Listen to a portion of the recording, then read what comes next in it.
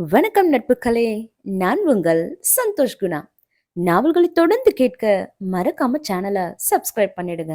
இந்த நாவல் உங்களுக்கு பிடிச்சிருந்தா லைக் பண்ணுங்க, நிறை குறைகளை கமெண்ட் பண்ணுங்க, உங்களோட ஃப்ரெண்ட்ஸ் அண்ட் ஃபேமிலிகளுக்கும் மறக்காம ஷேர் பண்ணுங்க. இதோ அத்தியாயம் 15. அத்தியாயம் 15. மகின் கன்னத்தில் முத்தமிட்டதை நினைத்து நினைத்து தன்னை தானே நொந்து கொண்டிருந்தாள் நிலா. கடவுளே, ஒரே ஒரு தடவை மட்டும் எனக்கு ரீவைண்ட் ஆப்ஷன் கொடுங்க. நான் அந்த இன்சிடென்ட்டை டெலீட் பண்ணிடுறேன். தப்பே பண்ணாம அவன் முன்னாடி நின்னாலே 1000 குத்தல் பேச்சு பேசுவான். இப்போ இப்படி ஒரு விஷயம் நடந்ததுக்கப்புறம், அவன் குத்தல் பேச்சு என்ன கத்தியால குத்தி கொன்னாலும் கொல்லுவான். மறுபடியும் அவனோட கழுகு பார்வையில மாட்டாம, இப்படியே குறுக்கால தப்பிச்சு ஓட்டிடுவோமா? அதுதான் சரி என்று தனக்கு தானே சத்தமாக நிலா பேசிக் கொண்டிருக்க, இந்த கழுகோட பார்வையிலேருந்து அவ்வளோ சீக்கிரம் உன்னால தப்பிச்சிட முடியும்னு நினைக்கிறியா? என்று கேட்டவாறு நிலாவின் பின்னால் நின்றான் மகி. அவனின் குரல் கேட்டு நிலாவிற்கு தூக்கி வாரி போட, அப்படியே உறைந்து போனவள், இவன் வேற நான் பேசின எல்லாத்தையும் கேட்டுட்டான் போல. போச்சு, நல்ல மாட்டுன. மனசுல உள்ள பயத்தை எந்த காரணத்தை கொண்டு முகத்துல காட்டிடாத நிலா. அப்புறம் சரியான தொடநடிகன்னு பேர் வச்சிடுவான். வடிவேலு மாதிரி முகத்துல ரியாக்ஷனை ஏத்து நிலா ஏத்து என்று மனதிற்குள் சொல்லிக் கண்டவள் திரும்பி மகியை பார்த்து கேஷுவலாக, "ஏ ஏ, என்ன கழுகு பார்வை?" என்று கஷ்டப்பட்டு வார்த்தைகளை வாயிலிருந்து வெளியேற்றினாள். "ஹே கோல், எதுக்கு இப்போ வாயில டைப் படிக்கிற? மறுபடியும் ஓடிடாத. பாஸ்ட் இஸ் பாஸ்ட்" என்று சாதாரணமாக சொல்லிவிட்டு அலைக்கடலில் கால்கள் நினைத்தவாறு அவனும் கடற்கரையில் அமர்ந்தான். ம் ஏதோ ஒன்று மிஸ் ஆகுதே. ஸ்கிரிப்ட் படி இந்நேரம் இவன் என்னை திட்டி தீர்த்திருக்கணுமே. சூதனமா இருந்துக்கொன்னிலா. நடந்த விஷயத்துக்கும் உனக்கும் எந்த சம்மந்தம் இல்லைன்னு தெளிவுபடுத்திருந்தேலா. பொத்தாம் பொதுவா அவன் சொன்ன பாஸ்ட் இஸ் பாஸ்ட் மாதிரி நீயும் ஒரு சாரியை போட்டு விட்டுரு என்று ஒரு முடிவுக்கு வந்தவள் எங்கேயோ பார்த்தபடி சாரி சார் என்றாள். ஃபார் வாட் என்றான் அவனும் பதிலுக்கு. அது அது வந்து என்று இழுத்தவள் பின் தன் குரலை உயர்த்தி, ஹலோ, நீங்க ஏன் என்ன பிடிச்சிங்க? நீங்க பிடிச்சதால தான் நான் அந்த மாதிரி என்று மீண்டும் இழுத்தாள் நிலா. நான் பிடிக்காம விட்டிருந்தா உன் மூக்கு வாயெல்லாம் வெத்தலை பாக்கு தான் போட்டிருக்கும். அப்புறம் மித்ரா போல ஓ முகமும் பார்க்க சகிக்க முடியாம போயிருக்கும் என்று சொல்லிவிட்டு வாய்விட்டு சிரித்தான் மகி. முதன் முறையாக அவன் சிரிப்பதை மிக அருகில் அன்றுதான் நிலா பார்த்தாள். ரோஜா நிற இதழ், வரிசையாக தெரியும் வெண்பற்கள், பளிங்கு பாத்திரத்தில் போட்ட சில்லறையை ஒத்த கலீர் என்ற சிரிப்பு சத்தம் என்று தனக்கே தெரியாமல் அவன் சிரிப்பதை ரசித்துக் கொண்டிருந்தாள் நிலா. ரொம்ப சைட் அடிக்காதா என்ற மகியின் குரல் கேட்டு சுய நினைவுக்கு வந்தவள் அவனுக்கு தெரியாமல் தன் கையால் நெற்றியில் அடித்துக் கொண்டதோடு, இது உனக்கு தேவையா? அவன் பக்கமே திரும்ப மாட்டேன்னு சொல்லிட்டு அவனுக்கு தெரியற மாதிரியா ரசிப்ப? சரியான லூசு நிலா நீ என்று மீண்டும் தனக்குத்தானே கொட்டு வைத்துக் கொண்ட நிலா பின் ஏதோ நினைவு வந்தவளாய், சார், மேடம் எங்க சார் என்று மகியை பார்த்து கேட்க, மித்ராவுக்கு நடந்ததை கோரி முடித்த மகி, இந்த மாதிரி என் கூட தனியா இருக்கணும் தானே நீ பிளான் பண்ணி மித்ரா முகத்துல மிளகாய் பிடித்தவன என்று கேட்க, ஹலோ, நான் ஒன்னும் எந்த பிளானும் பண்ணல. இது தற்செயலா நடந்தது என்று பதற்றமாக நிலா கூற, எங்க என் கண்ணை பார்த்து சொல்லு, நீ அந்த மாங்காய் பீச வச்சு எந்த பிளானும் போடலன்னு என்று விடாமல் அவளை பார்த்து மகி கேட்க, வேண்டான்லாம், அவன் கண்ணை மட்டும் பார்த்துடாத, அப்புறம் அவ்வளோதான் என்று மனதிற்குள் சொல்லி கண்டவள், நான் பிளான் போட்டேன் தான் சார், ஆனா அது இது இல்ல, சத்தியமா என்றாள் தன் தலை மீது கை வைத்து. அவளை பார்த்து தலையை ஆட்டியபடி, வழிக்கு வந்தியா? 1 மணி நேரம் கஷ்டப்பட்டு போட்ட 1,00,000 மேக்கப்ப 10 ரூபா மேங்கா பீஸ வச்சு 10 செகண்ட்ல முடிச்சிட்டியே. நான் நினைச்சதை விடவே நீ ரொம்ப அட்வான்ஸா தான் இருக்க என்றான் தன் சிகையை கோதியபடியே மகி. எனது 1,00,000மா? அம்மாடியோ என்று கண்களை அகல விரித்தவள் தன் வாயின் மேல் கை வைத்துக் கொள்ள, ஆமா, 1,00,000 தான். தன்னை அழகா காட்டிக்க பொண்ணுங்க எவ்வளோ எக்ஸ்ட்ரீமுக்கு போறாங்க. ஒன்ன மாதிரியா என்று மேலும் கீழுமாக அவளை பார்த்து கை காட்டியவன், என்ன ட்ரெஸ் இது? மார்கழி மாசத்து குடுகுடுப்பாரம் போல ஒரு ஜாக்கெட். பீச்சுக்கு யாராவது ஜீன் போட்டு வருவாங்களா? பிராண்டட் ஷூவும் இல்ல, இப்படியா லேஸ் கட்டுவாங்க? அது என்ன, பேய் பிடிச்சவங்களுக்கு கோவில் கோவிலா கூட்டிட்டு போய் மந்திரிச்சு கட்டின தாயத்து மாதிரி கையில இவ்ளோ கலர் கலரா கயிறு? கடுகு சைஸ்ல பொட்டு வைக்கிறதுக்கு நீ பொட்டே வைக்காம இருக்கலாம். உன் ஸ்கின் கலருக்கு கொஞ்சம் கூட மேட்சே ஆகாத கலர்ல லிப்ஸ்டிக் போட்டிருக்க. இதுக்கு நீ போடாம இருந்தாலே நல்லா இருந்திருக்கும். என்ன ஹேர் இது, கொஞ்சம் கூட ஜீவனே இல்லாம. ஒண்ணு மாடர்னா இரு, இல்லனா நம்ம தமிழ் கலாச்சாரப்படி இரு. எதுக்கு ரெண்டையுமே மிக்ஸ் பண்ணி உன்னை நீயே கேவலப்படுத்திக்கிற? எனக்கு தெரிஞ்சு உனக்கு ரெண்டுமே பக்காவா சூட் ஆகும். அதிகமா கொரியன் சீரியல் பாப்பியோ என்றவன் கேட்க, கொ கொ கொரியனா? இல்லையே, ஏன் கேக்குறீங்க என்றவள் புரியாமல் கண்களை சுருக்கி கேட்க, அதுல வாய்ஸை வச்சு மட்டும்தான் பொண்ணா பையனான்னு கண்டுபிடிக்க முடியும். அந்த அளவுக்கு இருக்கும் அவங்க ஹேர், ட்ரெஸ், மேக்கப் ஸ்டைல். உன்ன மாதிரியே. சொல்லிக் கொடுத்தவளுக்கு அம்மா இல்லன்றதுக்காக இப்படியா என்று அவளை நோக்கி கை நீட்டியவன், எனக்கு கூட அம்மா அப்பா ரெண்டு பேருமே இல்லதான், அதுக்காக ஆதிவாசியாவா இருக்க? நமக்கு கத்து கொடுத்தவளுக்கு ஆள் இல்லைன்னா நமக்கு கத்து கொடுக்கிற ஆசனும் நாம தான், அதை கத்துக்கிற சீடனும் நாம தான் என்று முடித்தான் மகி. ஆச்சரியத்துடன் முதன் முறையாக தன்னை பார்ப்பது போல மேலும் கீழுமாக தன் கோலத்தை மீண்டும் மீண்டும் பார்த்து கொண்டாள் நிலா. சீ, எவ்வளவு கவலைப்படுத்திட்டா! இத்தனைக்கு நான் ரெண்டாவது முறை தான் பாக்குறான். இத்தனை வருஷம் நான் இருந்த தோற்றத்தையே தப்புன்னு சொல்லிட்டானே. இந்த அப்பாவும் சதீஷும் இது பத்தி என்கிட்ட வாயே திறந்ததில்ல. போய் அவங்க ரெண்டு பேரையும் கவனிச்சுக்கிறேன் என்று பொறுமை கொண்டவள், நான் ஒன்னும் உலக அழகியாகலாம் ட்ரை பண்ணிட்டு இல்ல சார் என்று அவள் எரிந்து விழ, நானும் உன்னை உலக அழகியாகிறதுக்காக இதெல்லாம் சொல்லல. பர்சனாலிட்டின்னு ஒன்று இருக்கிறத நீ மறந்துட்டியா? ஒருத்தவனோட பர்சனாலிட்டியை வச்சுதான் அவனோட அறிவு அந்த உலகம் எடை போடும். ஆள் பாதி ஆடை பாதி, கேள்விப்பட்டதில்லையா என்று அவனும் கேட்க, don't judge a book by its கவர்னு நீங்க கேள்விப்பட்டதில்லையா சார் என்றால் அவளும் விடாமல். அவளின் கேள்விக்கு தோலை குலுக்கியவன், அப்போ ஆதிவாசியவே இருந்திருக்கலாம்ல, எவ்வளோ நாலேஜபிள் பர்சனா இருந்தாலும் என்றவன் மீண்டும் அவளை சுட்டி காட்டி, இந்த மாதிரி இருந்தா நான் என் கம்பெனில கண்டிப்பா ஹையர் பண்ணவே மாட்டேன், அதுக்கு பதிலா ஃபயர் தான் பண்ணுவேன் என்றான் தீர்க்கமான குரலில். ஆமா, இவன்கிட்ட நான் ஜாப் வேணும்னு கேட்டேனா? போடா, உன்கிட்ட வேலை செய்யற நிலைமெல்லாம் வந்தா அதுக்கு நான் சந்தோஷமா பிச்சை எடுத்து பொழைச்சுப்பேன் ராட்சசா என்று மனதிற்குள் அவனை வருத்தெடுத்தவள் அவன் புறம் திரும்ப, அவனோ கடல் மேல் மெல்ல மெல்ல தலை காட்டி கொண்டிருந்த அந்த முழு நிலவையே வைத்த கண் வாங்காமல் பார்த்து கொண்டிருந்தான். அந்த காட்சியை பார்த்த நிலாவும் மெய் மறந்து அந்த முழு நிலவையே பார்த்து கொண்டிருந்தார். இருவருமே சுற்றம் மறந்து அந்த நிலாவையே பார்த்து கொண்டிருந்தனர். மாலை மங்கும் நேரம் கார்மேகம் புடைசூழ கண்ணு கெட்டிய தூரம் வரை கடல், ஈரமான கடற்கரையில் ஜில் என்ற காற்று அளவலாவிக் கொண்டிருக்க, நிசப்தம் பிடிக்காமல் அலைகள் மட்டும் சத்தமிட்டு கொண்டிருக்க, கரை வரும் அலைகளுடன் நண்டுகள் ஓடி பிடித்து விளையாடி கொண்டிருக்க, அந்த சூழ்நிலையை மேலும் அழகாக்குவது போல தன்னை மறைக்கும் மேகங்களுக்கு போக்கு காட்டிவிட்டு மெல்ல மெல்ல மேலே வந்து கொண்டிருந்தது அந்த முழு நிலவு. நிலானா பிடிக்குமா என்று இருவரும் ஒரே நேரத்தில் ஒருவரையொருவர் பார்த்து கேட்க, இருவரும் ஒருவரையொருவர் பார்த்து புன்னகைத்து விட்டு ஆமாம் என்பது போல தலையாட்டிவிட்டு மீண்டும் வானிலாவையே பார்த்தனர்.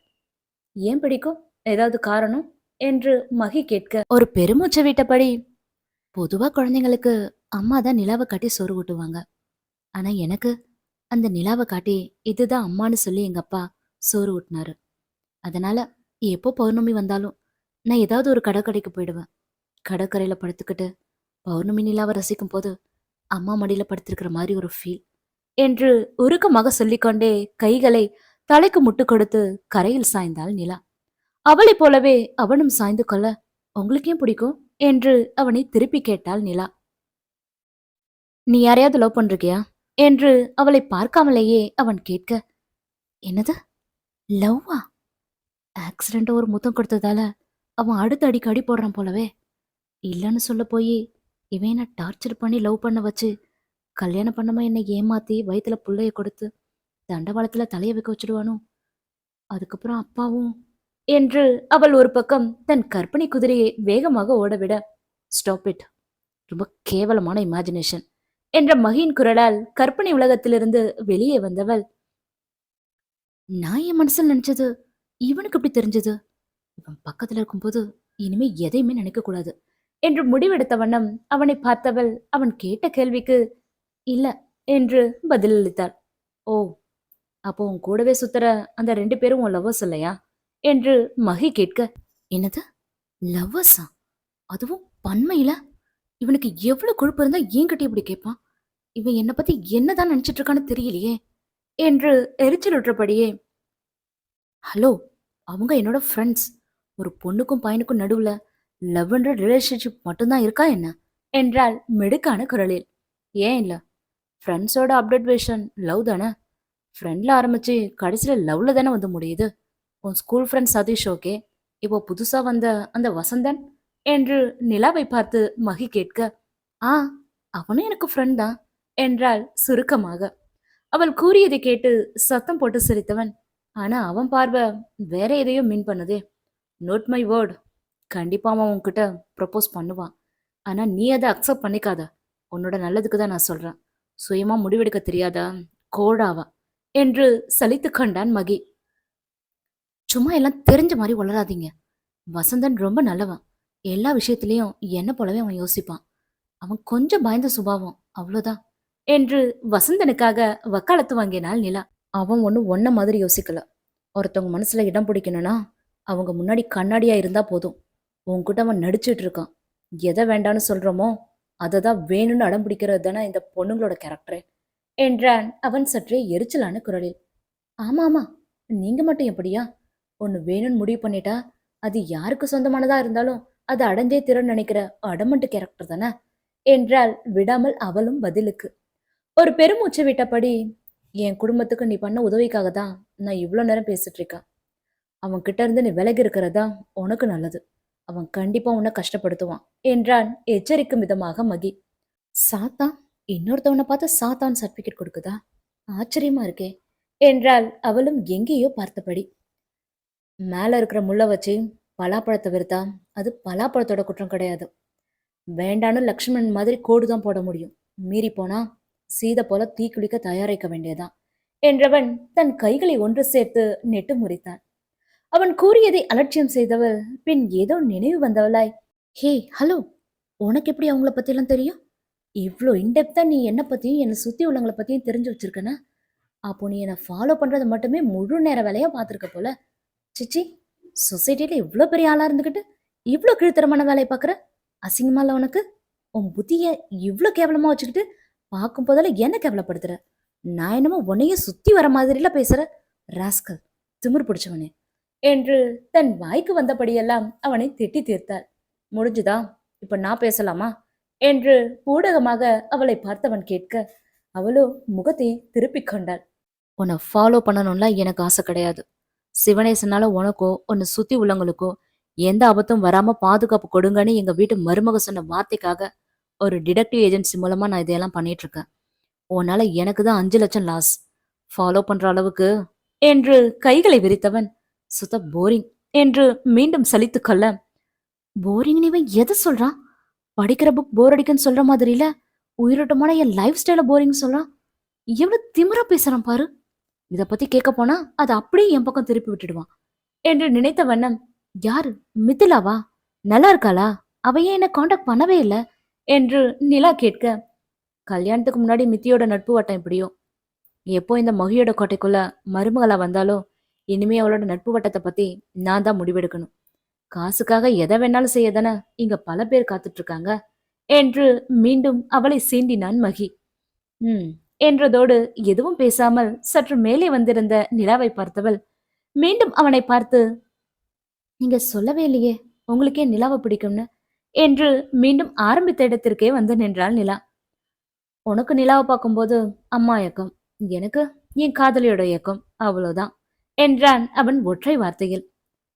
அந்த அரேபியன் குதிரை தான் எப்போ உங்க பக்கத்திலே இருக்கே, அப்புறம் என்ன இயக்கம் என்று தன் மனதிற்குள் சொல்லிக் கொள்வதாக நினைத்து கொண்டு வாய்விட்டு கூறியவள் பின் தன் வாயை இறுக்கமாக மூடிக்கொண்டாள். அரேபியன்? ஓ, மித்ராவா? நான் என்னைக்காவது இவதான் என் காதலி, கல்யாணம் பண்ணிக்க போறேன்னு உங்ககிட்ட சொல்லியிருக்கேனா? யாரோ ஒரு யோக்கிய சிகாமணி கொஞ்ச நேரத்துக்கு முன்னாடிதான் ஒரு பையனுக்கும் பொண்ணுக்கும் நடுவுல லவ் தவிர வேற ரிலேஷன்ஷிப் இல்லையான்னு கேட்டுச்சு என்று அவள் வார்த்தையை கொண்டு அவள் தலையில் ஓங்கி ஒரு குட்டு வைத்ததோடு, மித்ரா என்னோட பிசினஸ் பார்ட்னர், அவ்வளோதான் என்றான் அவன். அப்போ நீங்க காதலின்னு சொன்னது என்றவள் இழுக்க, இவதாண்டா என் மருமகள்னு என் அம்மா அப்பா யாரை என் கையில கொடுத்தாங்களோ அவளை தான் இப்போ வரைக்கும் காதலிச்சிட்டு இருக்கேன், இனியும் காதலிச்சுட்டு இருப்பேன் என்றான் அவன் அழுத்தமாக. அப்போ சைல்டு லவரா சார்? Super sir. உங்க கூட அவங்கள கூட்டிட்டு வரலையா என்று ஆர்வமாக நிலா கேட்க, இவதான் உனக்காக பிறந்தவனு எனக்கு அவளை அறிமுகப்படுத்தின காலமே அவளை என்கிட்ட பிரிஞ்சிருச்சு. இப்போ அவ எங்க எப்படி இருக்கான்னு கூட எனக்கு தெரியாது. ஆனா அவ மீதான என் காதல் இன்னும் இங்க பத்திரமா இருக்கு என்று தன் இதயம் இருக்கும் இடத்தை சுட்டி காட்டினான் மகி. மிஸ் பண்ணிட்டீங்களா என்று அவள் கேட்க, அவ குழந்தையா இருக்கும் போதே என்றான் அந்த வானிலவையை பார்த்தபடி. Oh my God! இப்போ எங்க எப்படி இருப்பாங்கன்னு கூட தெரியாம எப்படி சார் இன்னும் அவங்கள காதலிச்சிட்டு இருக்கீங்க? பார்க்காத காதல் கூட கேள்விப்பட்டிருக்கேன். யாருன்னே தெரியாம ஒரு காதல், இது ரொம்பவே புதுசா இருக்கு ஜி, என்றாள் நிலா. கேட்கறவங்களுக்கு என் காதல் ஒரு கேலியா கூட இருக்கலாம். ஆனா நாளுக்கு நாள் அவள் மீதான காதல் அதிகரிக்குதே தவிர குறையல எனக்குள்ள. எனக்கு என் காதல் மேல ரொம்பவே நம்பிக்கை இருக்கு. அந்த நம்பிக்கை எங்க இருந்தாலும் அவளை என்கிட்ட கொண்டு வந்து சேர்க்கும். காதல் என்பது ஒரு வகையான ஃபீல். அத வார்த்தையால மட்டும் புரிய வைக்க முடியாது நிலா. உண்மையா காதலிப்பவர்களால் மட்டுமே என் மனசுல உள்ள காதலை உணர முடியும். அதுக்காக தான் உன்கிட்ட ஆரம்பத்திலேயே கேட்டேன். நீ யாரையாவது காதலிக்கிறியான்னு? என்றான் வானிலாவை பார்த்தபடியே. ம். என்னென்னமோ சொல்றீங்க. ஆனா எனக்கு தான் ஒண்ணுமே புரியல சார். ஏன்னா, நீங்க சொல்ற காதல் அனுபவம் எனக்கு சுத்தமா இல்ல. முன்ன பின்ன சித்து இருந்தா தானே சுடுகாட்டுக்கு போற வழி தெரியும். காதல் என்று இழுத்தவள், அது அவஸ்தையான விஷயம் ஜி. ஆனா எனக்கு தெரிஞ்சது ஒரு காதல் தான் இந்த ஒரு வாழ்க்கையில, என்றாள் எழுந்து அமர்ந்தபடி. அவள் கூறியதை கேட்டு நமட்டு சிரிப்பு சிரித்தவன், காதல் அவஸ்தையின் அணிவகுப்பு. காதல் சுமக்காத வரலாறு உண்டா? உடலை வெறுத்த உயிர் ஏதோ? காதல் இல்லாத உலகம் அது காற்றில்லாத உலகம். நீயும் காதலை ஒரு முறை சுவாசித்துப் பார். உனக்குள் கூட மாற்றம் தெரியும். சுட்டெரிக்கும் சூரியன் கூட நண்பனாவான். அந்த மழை கூட உனக்காக தூது போகும். பூக்கள் பேசும் பாஷை புரியும். மனிதன் பேசும் மொழியோ மறந்து போகும். உலகமே உறவாகும். உன் உறக்கம் மட்டும் எதிரியாய் போவான். இரவுகளை வெளியில் ஏந்தி பகலை பாக்கெட்டில் வைத்து உயிருக்குள்ளே உயிரை சுமந்து சொல்லாத காதலில் சுகம் காண்பாய். உன்னை நீயே ரசித்ததுண்டோ? இரவும் பகலும் போதாதென்று கனவில் கூட அவளை ரசிப்பாய். உன் நிழலிடம் கூட யோசனை கேட்பாய். உன்னவள் புன்னகைத்தால் உன் உதடுகளில் கூட குறுநகை பூக்கும் காரணம் இல்லாமல். உன்னவளுக்கு புரை ஏறினால் இதமாக தட்டிக் கொடுப்பாய் உன் இதயத்தை. பார்ப்பவர்க்கோ உன் செயல் இம்சை. உனக்கோ அதுதான் அழகான அவஸ்தை. பிறை நிலவில் கூட அவள் முகம் பார்ப்பாய். அவள் கசக்கி எறிந்த காகிதம் கூட அவளை பற்றி 1000 கவி பாடும் உன்னிடம். காற்றுக்கு கூட கட்டளையிடுவாய், அவளை தொட்டு விட்டு போகாதே என்று. உருவமில்லா நண்பன் கூட உன்னிடத்தில் பிரசவிப்பான் அழகிய கவிதைகளாக. காதல் என்ற காற்றில் பறந்து அவள் வாசலில் தவம் கிடப்பாய் தூசு போல. இந்த உலகமே அவள் என்பாய். அவள் இல்லை என்றால் உலகமே பொய் என்று காதலை பற்றி மகி அழகாக ஒரு கவிதை புனைந்தார்.